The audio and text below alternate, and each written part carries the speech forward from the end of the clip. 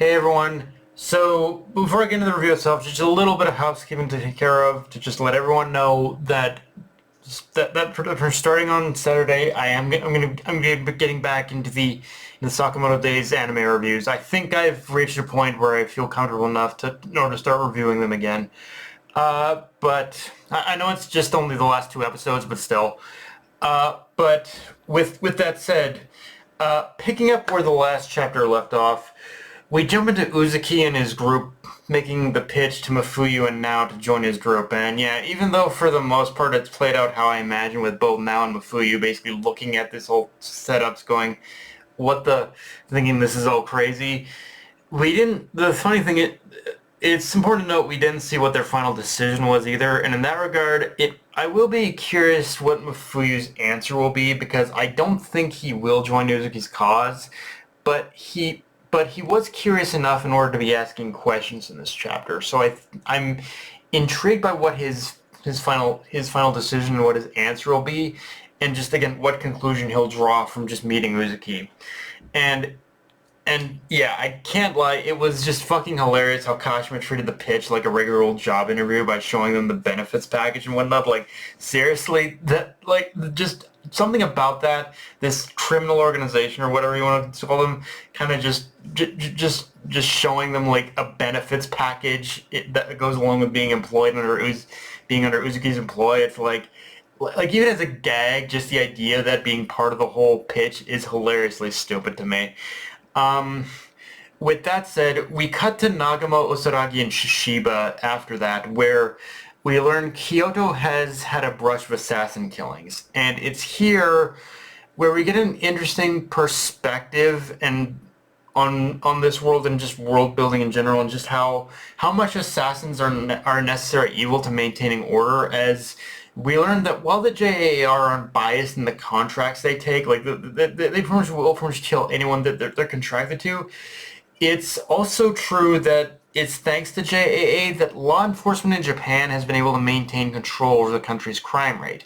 So if Uzuki succeeds in completely dismantling the organization, it'll throw things into anarchy. And it does bring up the question of how aware Uzuki even is of that fact, because on one hand, I think he is still only solely focused on whatever his personal vendetta is with the JA. Yet how he talks about his goal of returning the world to its natural order, he definitely has embraced that idea of throwing the world into chaos in order to achieve that goal. And and in saying that, I do want to talk about Nagamo because he brings up a very interesting perspective in this chapter, that in a world where there's no good and evil, just idealism, and the scary thing about that is that when that idealism morphs into zealotry. He basically described what has basically happened with Uzuki. Uzuki has become so self-righteous in his convictions and beliefs that him being this arbiter of the JA's destruction, to him, is the only way to achieve true justice. That despite possibly knowing what he's doing will cause that chaos, it's also hard to know if he truly understands the scope of what he's doing, or how what he's doing is just, or if he's just so emotionally detached that he just doesn't care about any of the consequences of what's to come of it. All he cares about is his vendetta, is his justice and his vengeance against the JAA.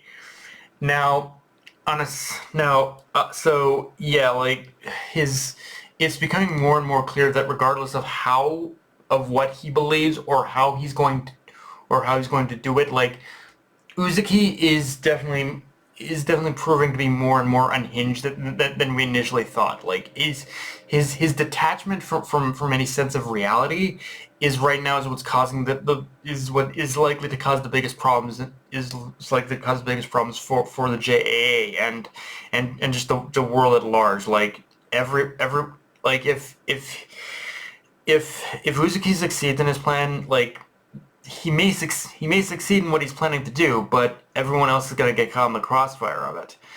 And it does also beg, I think the fact that he is trying to trying to do this on such a wide scale, I think also kind of further proves, yeah, he's wanting to get someone's attention. He wants to pull someone out of hiding, and it's someone who is at the upper echelon of the J. Like once again, it's a lot of his actions, for as overtop as they are, show that on a smaller scale he is after someone very specific.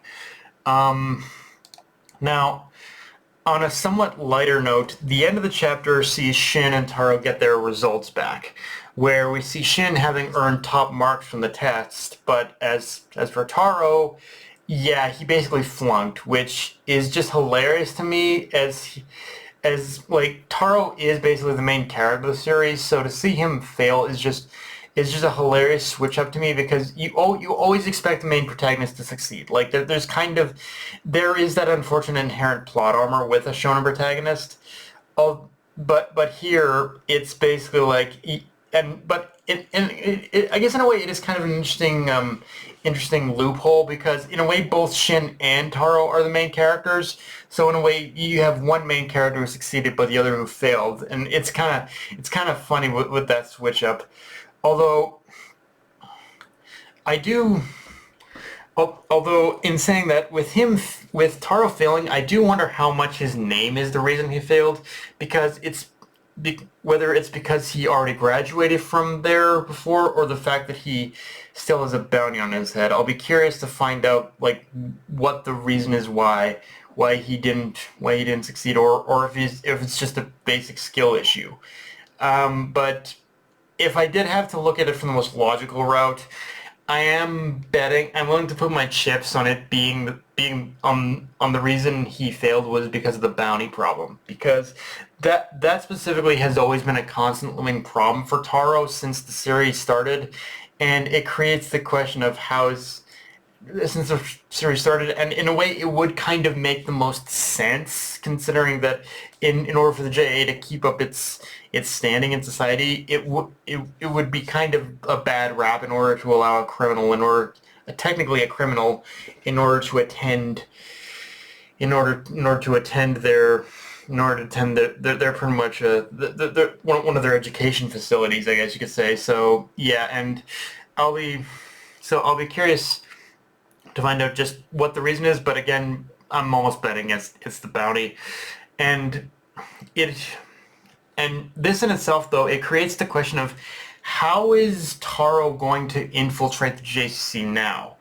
Because the initial plan was for both Shin and Taro to infiltrate the JCC together, but now it's looking like Shin's kind of going it alone. And if I had to take a guess at this, I think how this is going to play out is Shin is going to be their man on the inside to create a way for Taro to sneak in himself despite not having passed the test. Like, it feels like that is the setup here, but how they go about achieving that is an entirely different question. Like, unless someone unless someone at the store is extremely capable of hacking, like, yeah, there's not. I think somehow sneaking in and trying to fiddle with the database, or trying to fiddle with the locks might be the only way to get them in.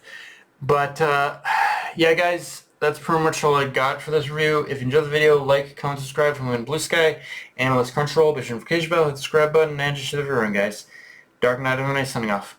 Later, everyone.